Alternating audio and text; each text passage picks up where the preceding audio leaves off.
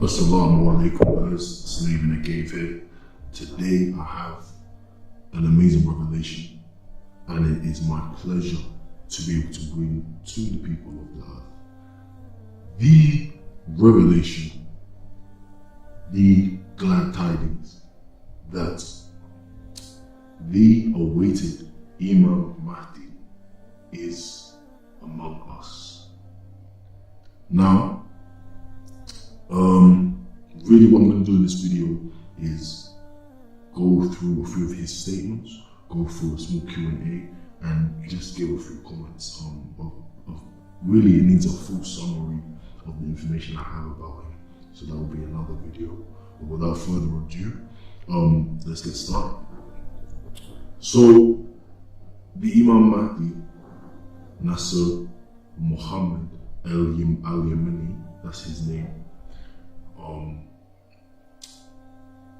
claims to be the Imam Mahdi and uses the Quran and what he calls the true son of Muhammad to back his claims. Now, I'm just going to go into the question and answer video, and I'm going to read his questions, the questions that were put forth to him, and I'm going to read the answers that he gave. So,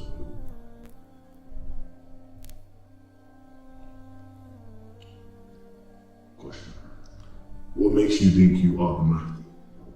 Answer: I had visions and they kept getting stronger. The way I understand the Quran is the same way Allah explained things to Prophet Sulaiman. The explanation is not mine, it is not from my own interpretation, which is prone to be correct or incorrect. He goes on to say, did Allah not say, and then he quotes Quran, it is not fitting for a man that Allah should speak to him except by inspiration or from behind a veil, or by sending a messenger to reveal with Allah's permission what Allah wills, for He is most high and most wise. He goes on to say, I am not a prophet. Jibril does not come to me as he did with Prophet Muhammad. The way I understand is the same way that Allah has explained it to Nabi Sulaiman.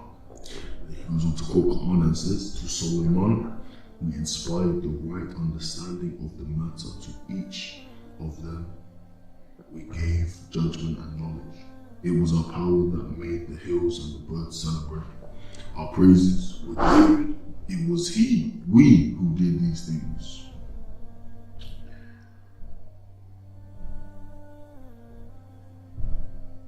Next, the question is asked to him, are you infallible? His answer is simply, no one is infallible but Allah. Then the question is put forth. So it means maybe your interpretation is incorrect, since you say you are infallible. Is that so? No, dear brother.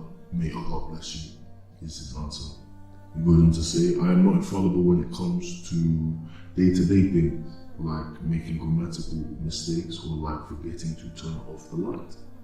But I am infallible when it comes to knowledge of the Quran, since it is straight from Allah and not from me.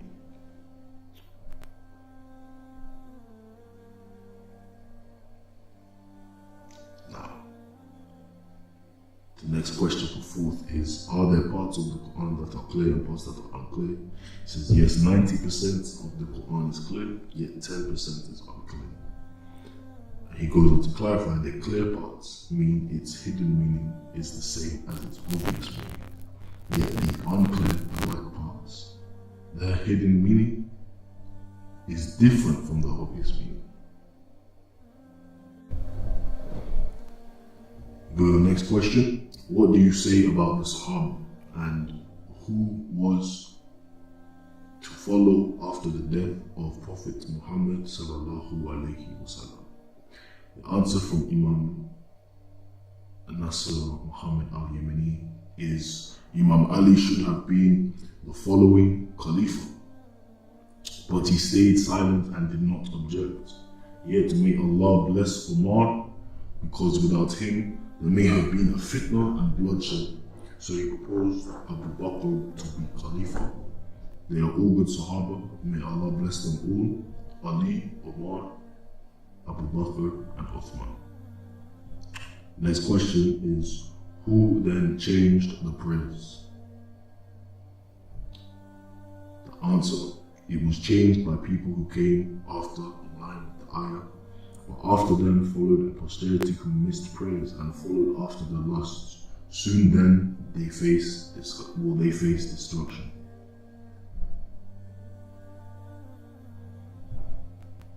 Next, can you say that the believers today are on the true path? The answer he gives is, unfortunately, most believers are not on the right path of Tawheed anymore, in line with the ayah. And most of them believe not in Allah without associating partners with Him. If they were, he goes on to say, it would not be my fate to be amongst you today, but look at them today, how they love their children and families more than Allah, how they made the prophets and the awliya and the salihin holy people, and forgot that the competition in loving Allah is open for everyone, but they think it is limited to the prophets and the awliya. So we'll go into this in more detail in future videos and discussions with whoever's viewing, but he's basically there saying that we have lifted the Prophet and the Sahaba above the level the work that is true to them, and we have considered them more holy than they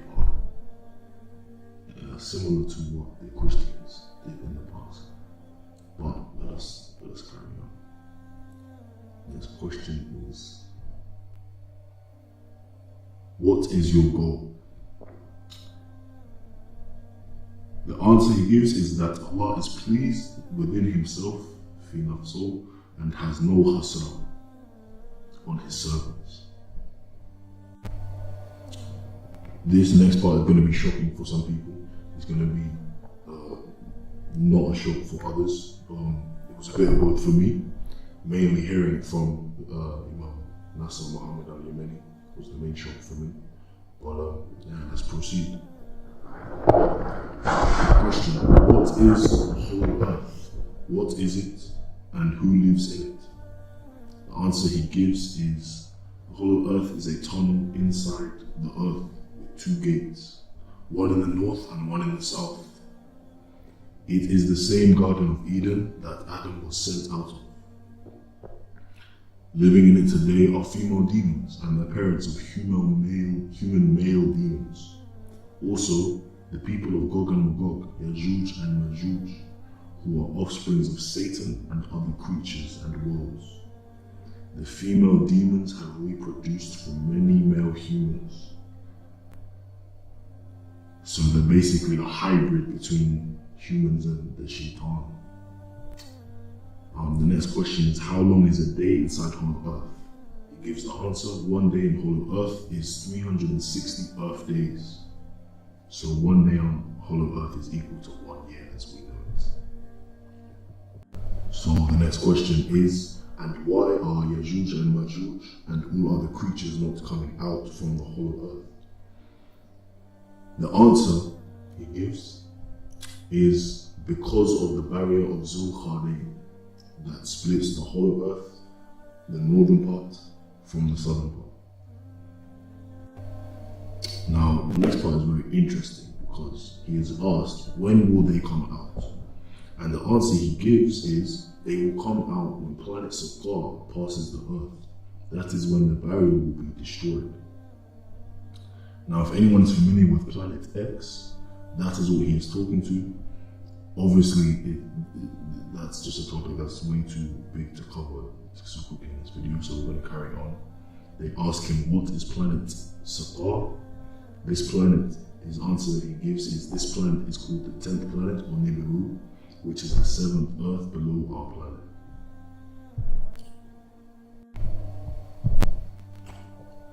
And the next question is, and where is Planet Saqar now? He answers its orbit is 4,166 years and 8 months. It has passed 11 times already. The next passing will be the 12th, and he says that after its 12th passing, a total of 50,000 years will have passed. I'm guessing he means since the first passing. Now the next question is, can you tell us more about what happens when planet Saqar passes? He says the sun will rise from the west as planet Saqar appears from the poles, so that's the south pole, I think, decreasing the population of the earth from its ends and by Saqar's appearance from the poles. In line with the ayah, see they not that we gradually reduce the land in their control from its borders. Where Allah commands, there is none to put back his command, and he is swift in calling to account. The next question is, and the sun rises from the west, so is that the end of days, Qiyamah? And does the door of repentance close? The answer he gives is, no, my dear brother. This is just a sign of the end of days, but it is not the end of days. The reason why it will rise from the west is because of the polar shift due to the appearance of planet Saqar. He goes on to say, and that event will not close the door of repentance, since Allah is all forgiving. But this is also a fabricated hadith. So he says that the sun rising from the west will not close the repentance because of Allah's mercy. Goes on to say that it's actually a fabricated hadith to take away the hope of the people. Yet if people keep asking forgiveness and pray to Allah alone, they can change their fate and be forgiven even when planet Saqar arrives and the sun rises from the west, as had happened to the people of Nabi Yunus, who were saved from the torture of punishment of Allah after Yunus had left them. It goes on to say that the reason they were saved is because there was one pious man who believed in the message of Nabi Yunus. And when he saw how scared and desperate the people were after Nabi Yunus and Jonas left the town, and as the punishment arrived to the town, he urged them to pray and do dua, since it can change their fates, and so they all followed this man, and Allah saved them. He goes into the Quran and says, why was there not a single township among those we warned, which believed, so its faith should have profited it, except the people of Jonah. When they believed, we removed from them the penalty of ignominy in the life of the present and permitted them to enjoy the life for a little while.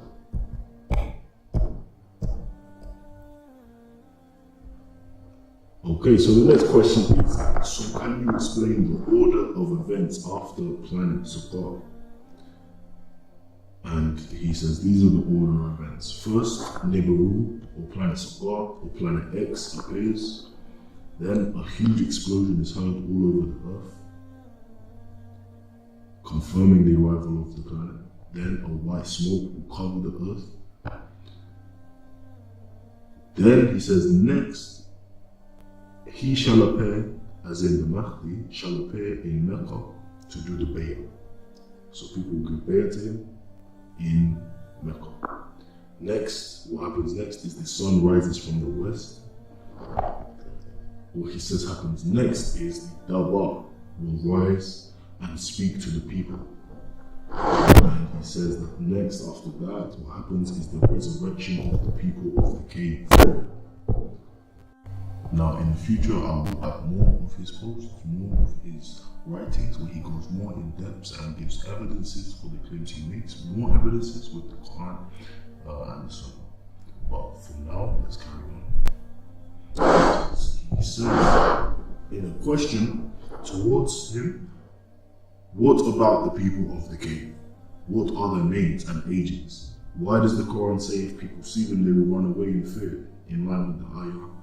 Thou wouldest have deemed them awake whilst they were asleep, and we turned them on their right and on their left sides. the dog stretching forth his 2 forelegs on the threshold. If thou hadst come up on them, thou wouldst have certainly turned back from them in flight, and would certainly have been filled with terror of them. And the answer Imam Mahdi gives is, they will also rise from the cave after sleeping for 18,000 years with one awakening. After the first 9,000 years, and now the second 9,000 years are almost up. It says the names are Nabi Ilyas, also known as Zulkifl. The second one's name is Nabi Idris, and Nabi Ilyas. He says also that the reason that people will fear them once they see them is because of their enormous size. So the next question is, so where is the cave?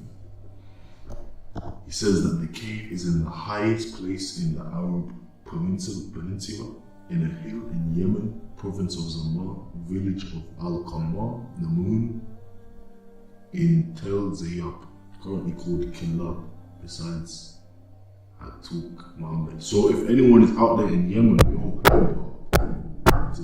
out there, Skype me outside and take some pictures.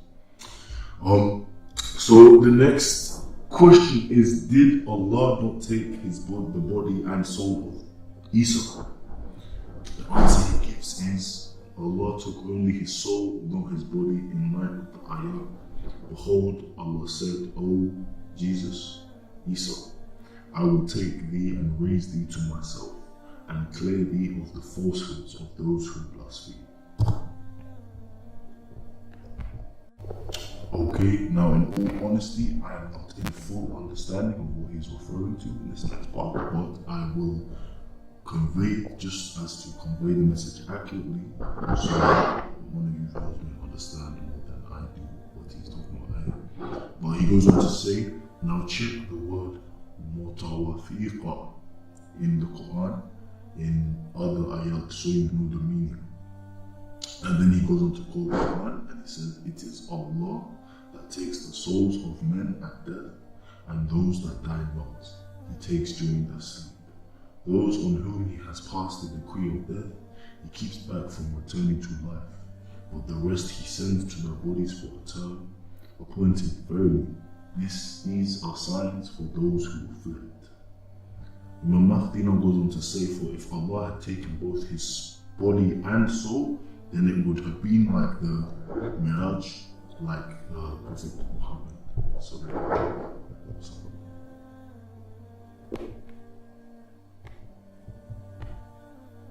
The next question is, will you fight the people so they become believers? And the answer that Imam Mahdi Nasser Mohammad Al-Yemeni gives is, I will not fight or kill the people. I will not force them to believe, but I will be just with them and give them the rights to those who were treated unjustly, even if the aggressor is a Muslim and the victim a disbeliever. And this way the disbeliever will believe when seeing the justice of Islam without bloodshed or violence. The next question is, so you will not execute any military campaign? And the answer that Imam Mahdi gives is, with the will of Allah, I will execute the greatest war in history against the Dajjal and his armies.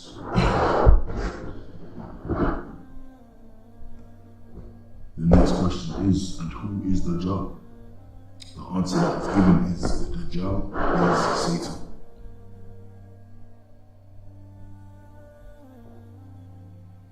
He goes on to say, he has been preparing for this war since long and will force the creatures upon earth to come out with him and join this war, to tempt people and to claim he is the Son of God, then claim he is God, and he is not one-eyed, since the hadith is a way to prepare the people to accept the idea of a two-eyed God, and to prepare the people who accept the idea of seeing God, which will never happen. So let me repeat it. He's saying that the hadith that claims that the Dajjal has one eye is a fabrication. He's saying that it is the goal of that fabrication is to prepare the people to accept that Allah has two eyes and that they will see Allah. And he's going on to say that we will never see God, and he says that we will never see God in this life or the next. We will never see Allah. And so the question that comes next is, and the question asks this question, he asks, indeed, we will not see Allah. Even on, he asks, indeed, we will not see God, Allah, till the end of days, day of judgment, right? The answer that Imam Mahdi gives again is, we will never see Allah in line with the ayah. No vision can grasp him, but his grasp is over all vision. He is above all comprehension, yet he is acquainted with all things. So the question, obviously, clearly, which would be my first thing to do, is bring the ayah and question what about the ayah. Some faces that day will beam in brightness and beauty, looking towards the Lord. And the answer that Imam Mahdi Nasser Mohammad Al-Yemeni gives is, this word is translated wrongly. If you look up the same word in the Quran, you will understand the meaning in line with the ayah. And then he quotes Quran, but I am going to send him a present and wait to see with what answer return my ambassadors. So he's saying this Nizira equals Montazera. Now I don't understand this, but he's saying it means to await and not to see. So it means some faces that they will be awaiting the Lord, not looking towards the Lord. So again, I say, Imam Mahdi is, and he repeats this warning very much in his writings, that you will not see Allah. And it seems to be very important to let people know that you will not see Allah because of the deception that is coming. But anyway, the next question is asked is, what is the first resurrection? He goes on to answer that all nations that disbelieved and were deceived, not by choice, will return to our world. The question again asks him, when will that happen? And he answers, during the appearance of the Dajjal and all other creatures who will emerge from hollow earth. The next question, who is the angel of death? The answer he gives is, there is not one angel of death. In fact, each of us has two angels, and they are the smallest of the angels. Their names are Raqib and Atid, and they record all the deeds of a person during his life. They are the same angels that will take his life when his time comes. The next question is there torture in the grave? He goes on to answer, there is no torture in the grave. This is a long story and there will be more on this, so don't worry. The next question. Where did the Sunnis and the Shia go wrong? He answers, the Shia exaggerated the belief in the Mahdi and have high expectations. The Sunnis forgot about the Mahdi and think it is not true. Both focus more on Hadith, which is prone to be infiltrated, more than the Quran, which is unchanged and uncorrupted. Both are wrong in their division. If they held on to the untouched and unchanged Quran, they would be united, yet they choose to stick to Hadith. The next question, what is the consequence of this division? The answer he gives is hundreds of Palestinians are killed and 1.5 billion Muslims cannot do anything. He then goes, why did Allah say, and hold fast all together by the rope which Allah stretches out for you, and be not divided among yourselves? And he goes on to quote more Quran and says, as for those who divide the religion and break up into sects, thou hast no part in them in the least. Their affair with Allah, He will in the end tell them the truth of all that they did.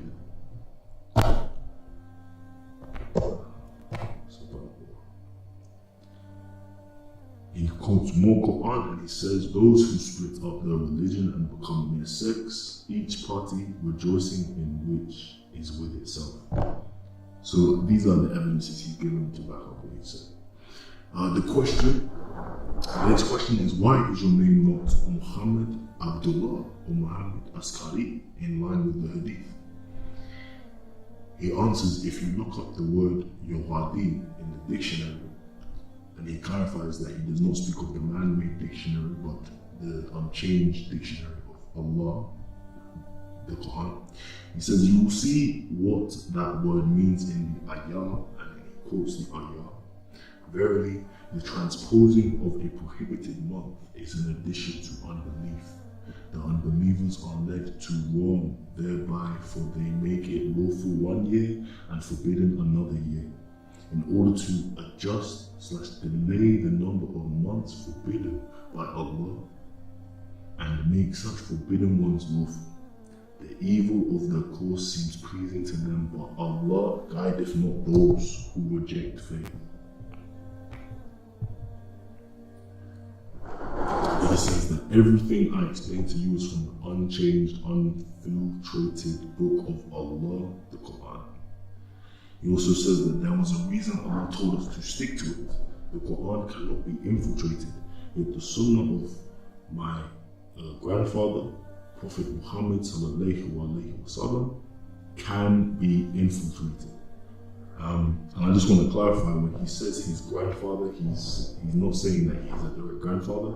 I actually asked him this question, and when he says grandfather, he is referring to the fact that he is a descendant of the Prophet. So the claim of the Shia that he went away and lived in a cave is completely false, and he is completely against people making such claims about him. Anyway, the next he goes on to say, this is the reason why we are all so divided. The Shia want Muhammad al-Askari and the Sunni want Muhammad Abdullah. Some have high expectations of the Mahdi that will appear, not knowing he is the Mahdi, and who will refuse to lead them when they recognize him. Please tell me, does this make any sense to you when you can't even agree on what day Ramadan starts? All these stories are because of how the Ummah today sticks to the Hadith more than the Quran, the Hadith of which many are fabricated, changed, added to, subtracted from, in order to divide the Muslims and the Muslim Ummah. He goes on to quote the Quran, saying, thou canst but admonish such a one as follows the message, and fears the Lord, most gracious, unseen. Give such a one, therefore, the tidings of forgiveness and reward most gracious.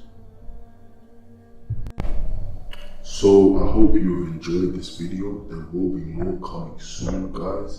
The main goal is to just get the message out there, and for the community, I want to know as well. I want to know what you think. I want to know what evidences you have.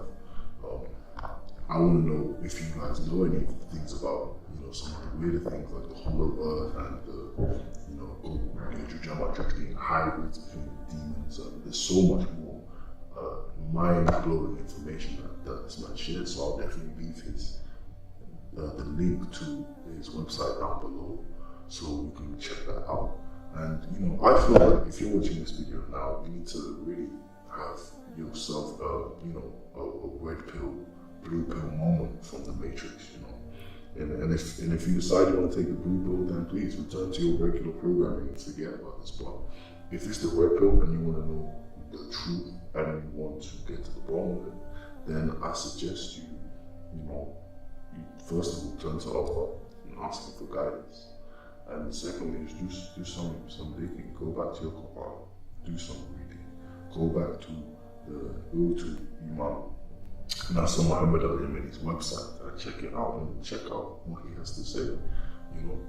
But I have more videos coming soon, and I'll see you guys later. Assalamu alaikum wa rahmatullahi wa barakatuh.